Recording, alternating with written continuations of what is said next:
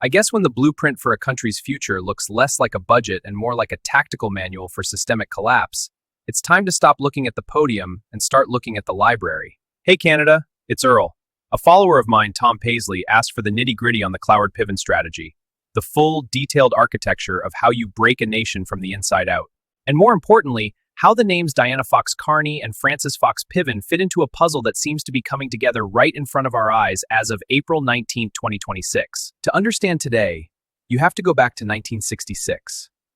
Two Columbia University sociologists, Richard Cloward and Frances Fox Piven, published an article in The Nation titled "The Weight of the Poor: A Strategy to End Poverty." It sounded noble, right?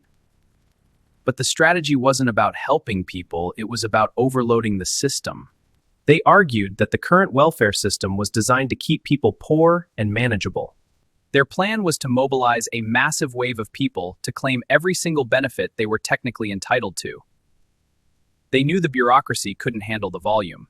So, by intentionally breaking the bank, they wanted to create a crisis so massive, a total fiscal and administrative collapse, that the government would have no choice but to replace the entire capitalist structure with a guaranteed annual income, what we now call Universal Basic Income, or UBI. In short, you crash the car so you can force the insurance company to buy you a bus pass.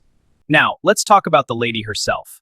Most people think of Piven as a purely American radical, but check the birth certificate. Frances Fox Piven was born in Calgary, Alberta. While her family moved to the US when she was young, her intellectual influence has circled back to Canada in a massive way. Piven wasn't just an academic, she was an activist. She co-founded HumanServe, which led to the motor voter laws in the US, a way to automatically register people for voting when they apply for social services.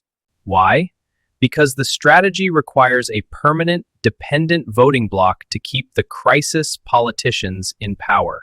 Now, this is where the dark side goggles come off. People ask, is Diana Fox Carney, the PM's wife, a follower of Piven? Diana Fox Carney is a high-level expert in institutional resilience and sustainable development. While Piven focused on the weight of the poor, Diana's work focuses on the weight of the climate. Piven's model says, use a social crisis to force a guaranteed income. Diana's work, and the work of the Meridian Group we talked about, says, use a climate crisis to force a guaranteed green transition.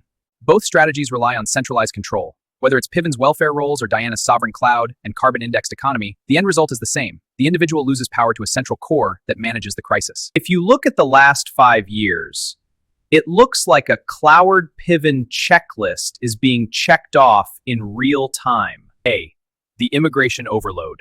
The fact. We have seen record-breaking immigration levels that have outpaced housing starts by a landslide. This isn't just bad planning.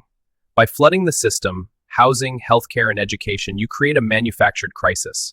When the system breaks, the government doesn't apologize. They announce the Building Canada Act to take more control over provincial land and private housing. B, the fiscal cliff. The fact. Federal debt has skyrocketed, and interest payments are now eating up more of the budget than healthcare.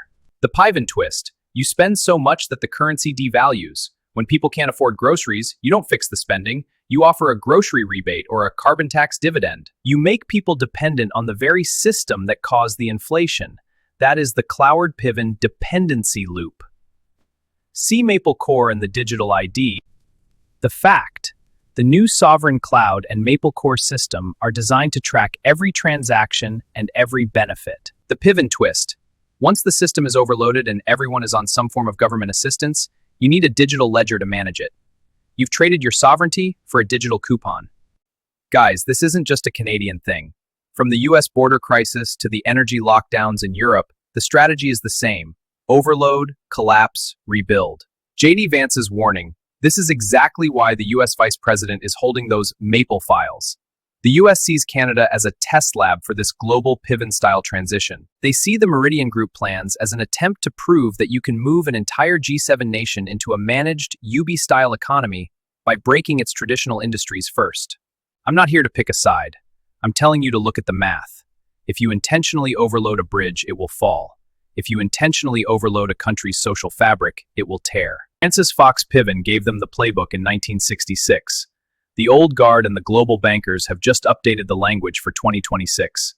They don't want to fix the problem. They are the problem, and the crisis is their greatest tool for taking your freedom. You don't need a link to a secret file to see what's happening. You just need to open your eyes. Thanks for watching. Stay awake.